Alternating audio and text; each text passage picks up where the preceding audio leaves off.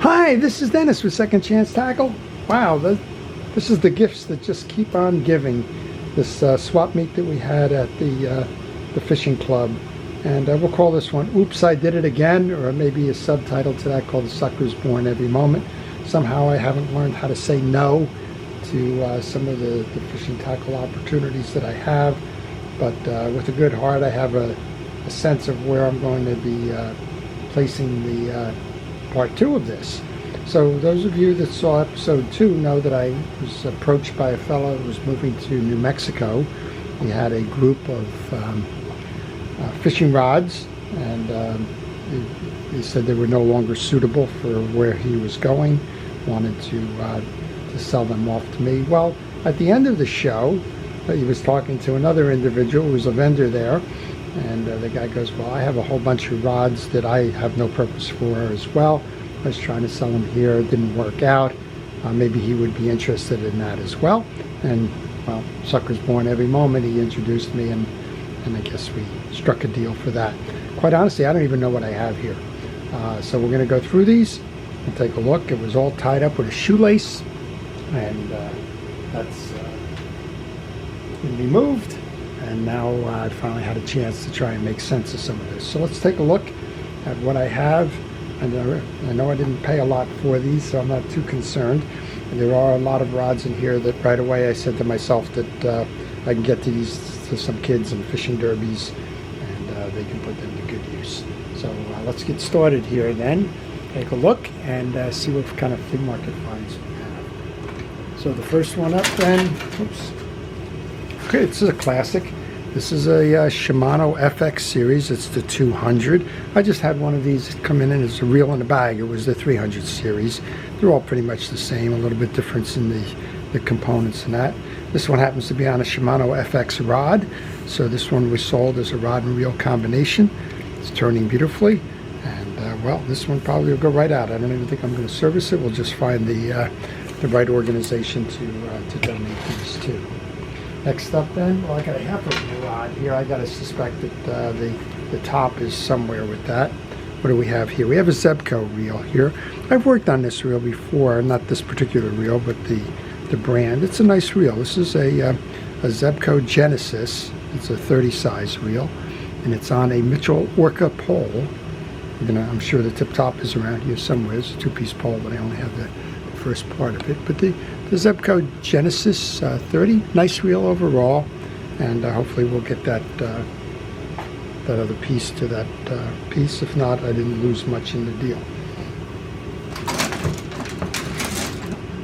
This one I featured on a reel in the day of the day. I knew this one.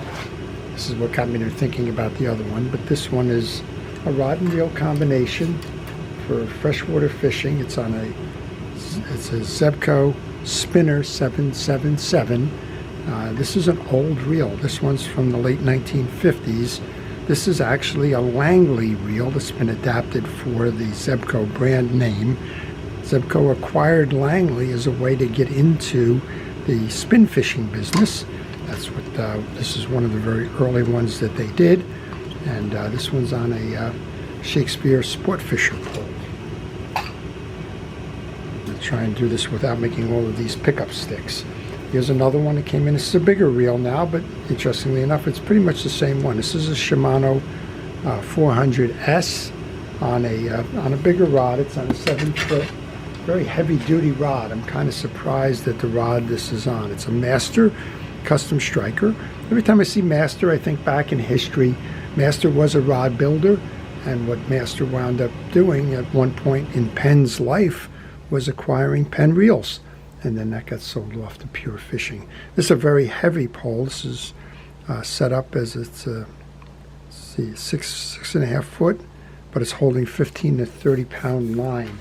So that's appropriate for ocean fishing and for, of course, bigger fish. This one seems like a nice pole. This one is, well, this is a Garcia Conelon pole. And these go back a long way. And we have a Mitchell 300 on there. There you go. So the Mitchell 300s are still around. They're still very useful. This one's grease choked. It's hard to turn, but it seems to be doing all the things it should be doing. And classic combination there, very nice. Sometimes you find deals and sometimes deals find you, and that's kind of what happened at this flea market. Okay, next one up then is a bigger reel. This is a bait feeding reel. I'm not even sure whose it is. Bluefin. Is that an Okuma or a Calypso? This is a Calypso Bluefin. Calypso, you see Hurricane, you see Beachcomber. They're all pretty much the same reels. In bait feeding mode, that releases the tension on your spool. And let's see, this one has a manual flip. When you go back to manual, it locks in that spool and enables you to fight the fish with the top drag. It's on an Empire rod, and this one is a 7-foot one, capable of 30 to 60 pounds. So I think that reel's probably a little bit mismatched for this, but not terribly bad all around. Well, we've gone from pretty heavy stuff to the next one, which is an ultralight. And this one is a Microspin by Shakespeare, and it's got a master reel on it. And well, that one's kind of what I would have expected from a master reel. Master reels were sold in rod and reel combinations. It was a brand extension. We showed you the master pole before. Master went out into the marketplace and had people make the reels, master reels for them. Love the pole, don't like the reel, and we'll probably find something in my shop that I can better suit to the Microspin pole. It's only a 5-foot pole or 4-foot pole. I don't even know. 4'6", 4.5-foot pole.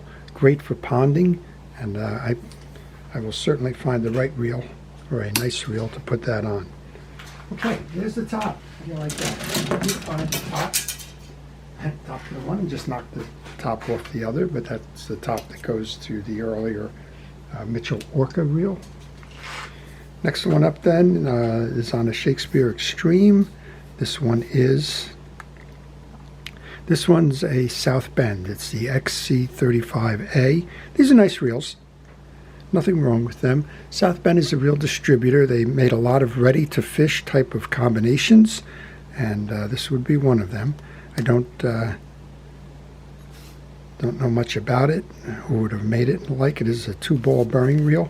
This one's a solid reel, solid performer, and I think the tip is probably somewhere on the floor over there. But in the interest of keeping this narrative going, the next one up is, I think this is a Garcia. This is the Game Fisher. This is a transition reel. I believe it's there may not be Garcia, it may just be Game Fisher. Game Fisher, I think, was a brand of Kmart. And you can always tell the age of one of the spinning reels if you got that loud click, click, click. It's 1970s, metal case. This is on an Abu stick, so maybe that is actually an Abu Garcia version of the reel. This one is on a 6.66 medium action one made in Korea. I think that's where Game Fishers were made as well, so it's quite possible that that was sold as a combination. Well, if you like these types of videos, again, I want to encourage you to subscribe. If you're working on a reel and you're stuck, or if you have any questions about these combinations and the like, just leave them in the comment section to this. I'll try to answer those for you. This one is a Quantum. This is the Quantum XR. This is the only one that I've seen so far that has damage. This has a broken end cap to it, so that's not going to work in terms of the rear drag to that reel. I don't think I have one of them around either, so no, that spells parts reel. And I'm not quite sure. This is on a Roddy pole. It's a 6-foot Roddy pole. And we've shown you some Roddy reels in the past as well. 2 more to go. This one's a nice setup here. This is a Mitchell Avocet pole, and I think it's the Avocet reel as well. Oh no, this is an Abu Garcia reel. This is, I can't make it out. I'm not seeing the branding that's going with that. So we have a Mitchell Avocet pole and a Garcia AccuBalance, but that can't be the brand, I don't think, or the sub-brand. But this one features the quick trip release for your bail. And, well, that'll make a nice ball for somebody as well. Well, one more. Last one is it's a Fenwick. It's the Fenwick Blackhawk Mark III. Kind of wish it was on a, it's interesting. I'm going to have to go back and do some more work on this one now. I may have that on a Fenwick pole. It says it's the Mark III combo, and I don't know if, I know the Mark III is a Fenwick reel. It's your Fenwick Eagle there. I don't know the pole.